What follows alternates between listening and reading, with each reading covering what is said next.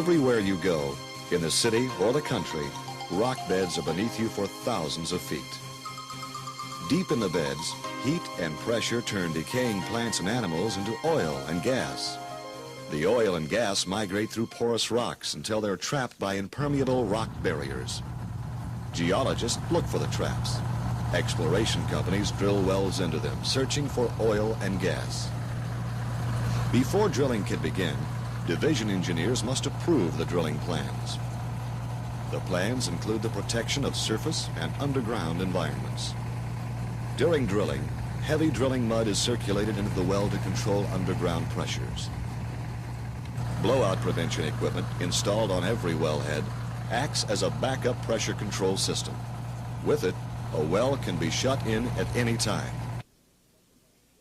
Division engineers specify the blowout prevention equipment used on each well. They witness tests to ensure the equipment is in operating order.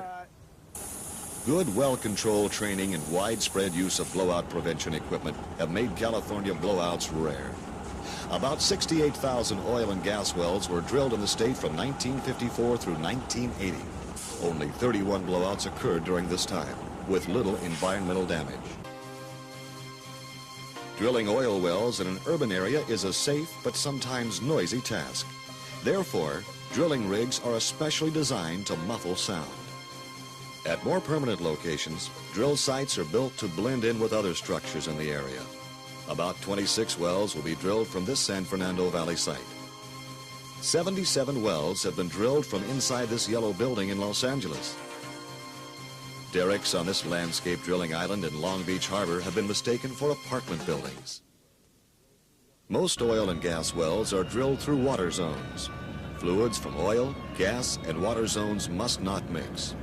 To prevent this during drilling, heavy mud is pumped into the well bore. These zones are sealed when sections of pipe, called casing, are cemented in the hole. Cement is pumped down the well, through the casing, out beneath it, and back to the surface. To check the cement seal, operators may be required to conduct a water shutoff test witnessed by a division engineer. The casing is perforated through productive oil and gas zones. Depending on reservoir type and pressure, different kinds of production equipment are installed. The amount of oil and gas produced from every well is reported to the division each month. Sometimes, sumps are dug on oil and gas leases. The sumps, open depressions holding oil and water, can be dangerous to wildlife.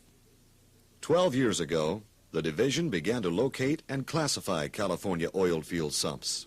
Today, all of the hazardous sumps have been screened or eliminated. Good housekeeping is encouraged at all oil and gas leases. This makes leases more attractive, safer, and environmentally acceptable. Each year, recipients are chosen for a lease award. Dry holes and wells no longer commercially productive are abandoned. To abandon a well, cement is placed across all oil zones, freshwater, saltwater contact zones, and at the surface. The rest of the well is filled with heavy drilling mud. Before 1915, many California wells were abandoned incorrectly. Today, when these wells are found, they are properly abandoned. Money from a special fund may be used for the work. The Division of Oil and Gas protects California's oil, gas, and geothermal resources.